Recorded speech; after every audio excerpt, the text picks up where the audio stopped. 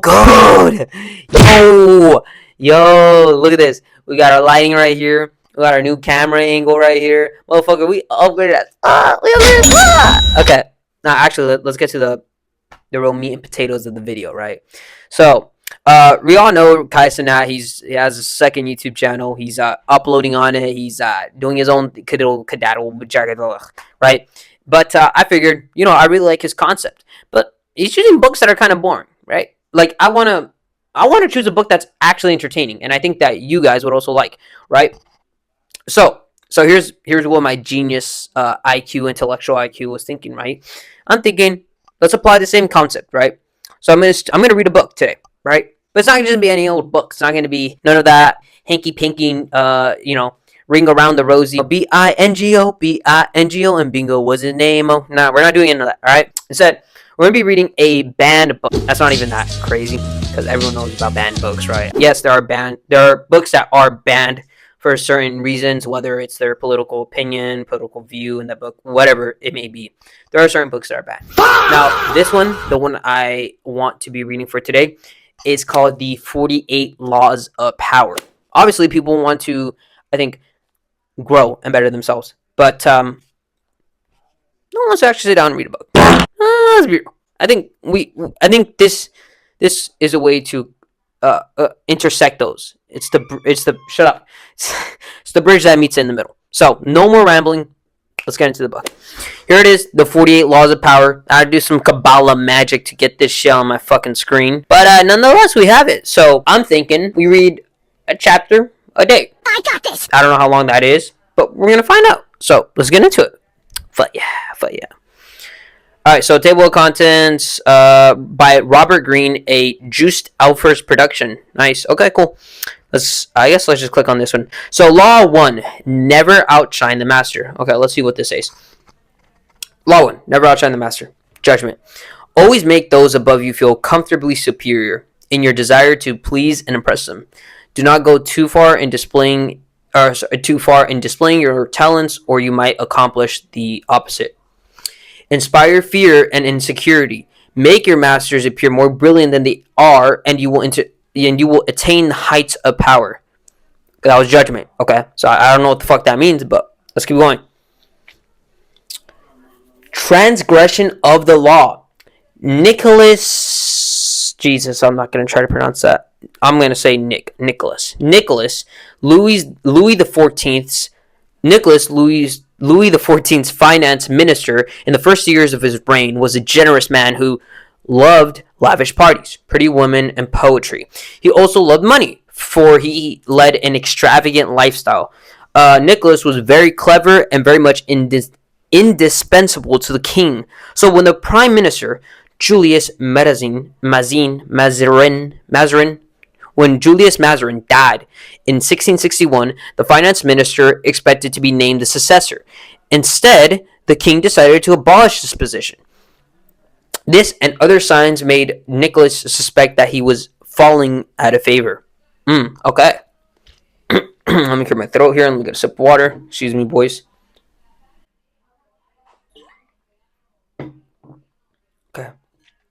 Okay. And so he decided to, suspect that he was falling out of favor. And so he decided to, oh my goodness, what type of mumbo jumbo?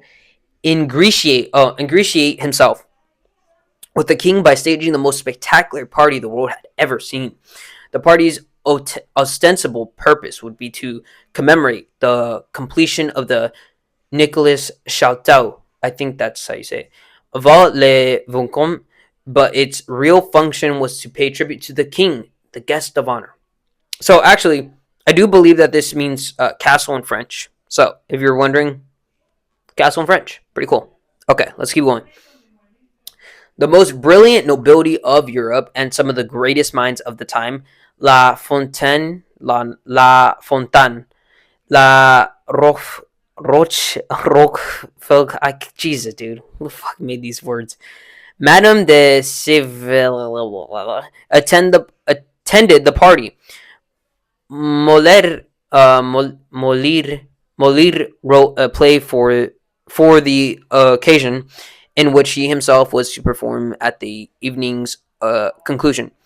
The party began with a lavish 7-course dinner. I mean, jeez, man, featuring foods from the Orient never before tasted in France, as well as new dishes created especially for the night.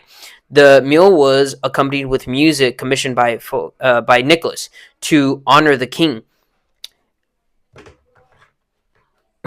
Sorry, excuse me. After dinner, there was a promenade through the Chateau's gardens. The grounds and fountains of Vaux-le-Vicomte were to be the inspiration for Versailles. Nicholas personally accompanied the young king through the geometrically aligned arrangements of shrubbery and flower beds. Arriving at the gardens canals, yes, they witnessed a fireworks. Okay, that doesn't even make sense. They witnessed a fireworks display. Okay, I'm pretty sure they witnessed a firework display, but whatever. Which was followed by the performance of Molière's play. The party ran well into the night, and everyone agreed it was the most amazing affair that they had ever attended. The next day, Nicholas was arrested by the king's head musketeer. Jesus. 3 months later, he went on trial for stealing from the country's treasury. Actually, most of the stealing he was accused of he had done on the king's behalf and with the king's permission. What a narcissist. Okay, Nicholas was found guilty and sent to the most isolated prison in France, high in the Pyrenees Mountains, where he spent the last 20 years of his life in solitary confinement. Kind of sounds like Napoleon.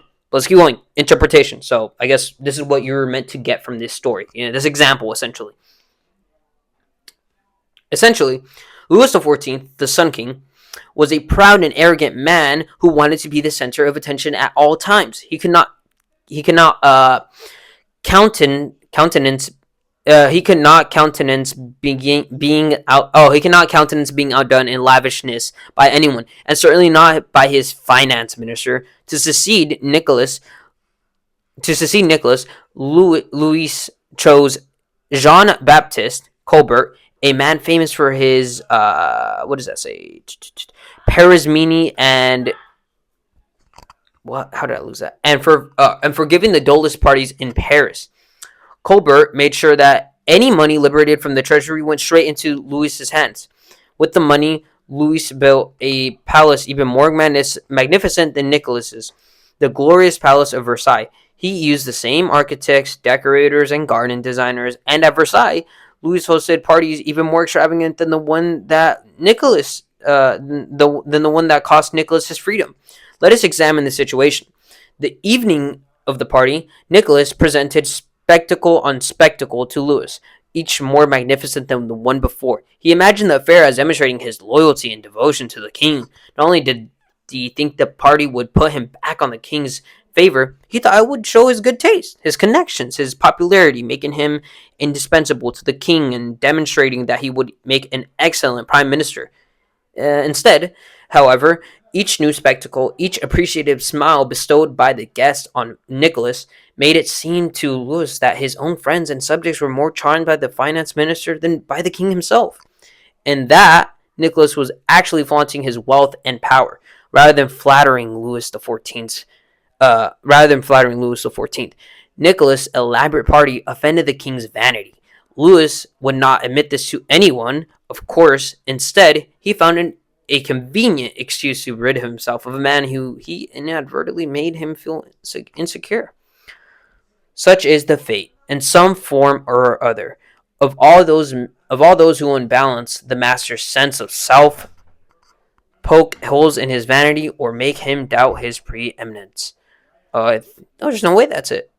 When the evening began, Nicholas was at the top of the road. By the time it ended, he was at the bottom of Voltaire. 1694 through 1778. Oh, okay. One more. In the early... Man, let me get water, actually. Let me get a sip.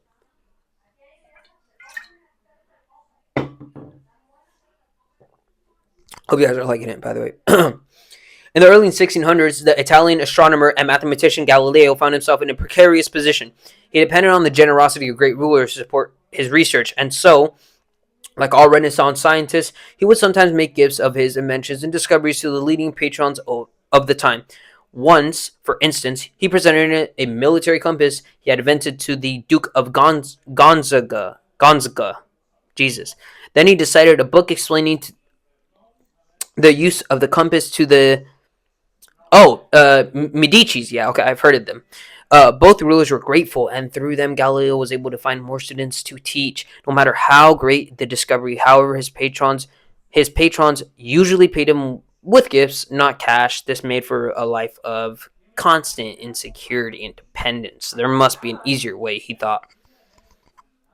Galileo hit on a new strategy in 1610 when he discovered the moons of Jupiter. Oh, that's whoa, jeez, man. Instead of dividing the discovery among his patrons, giving one giving one the telescope he used, dedicating a book to another, and so on. As he had done in the past, he decided to focus exclusively on the Medicis. He chose the Medicis for one reason. For one reason. Um, Shortly after Cosmo, Cosmo, yeah, shortly after Cosmo, I had established a Medici dynasty in 1540. He had made Jupiter the mightiest of the gods, the Medici symbol, a symbol of a power that went beyond politics and banking, one that linked to ancient Rome and its divinities. Galileo turned his discovery of Jupiter's moons into a cosmic event honoring the Medici's greatness. I did not know this.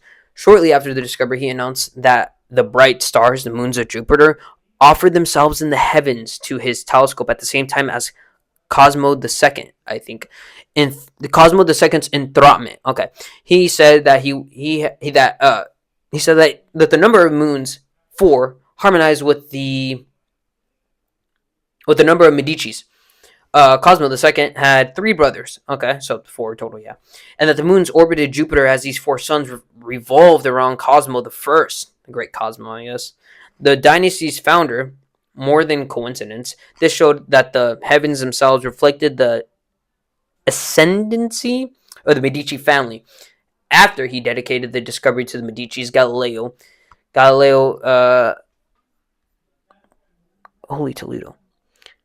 Galileo commissioned an emblem representing Jupiter sitting on a cloud with the four stars circling about him, and presented him to Cosmo and presented this to Cosmo II as a symbol of his link to the stars.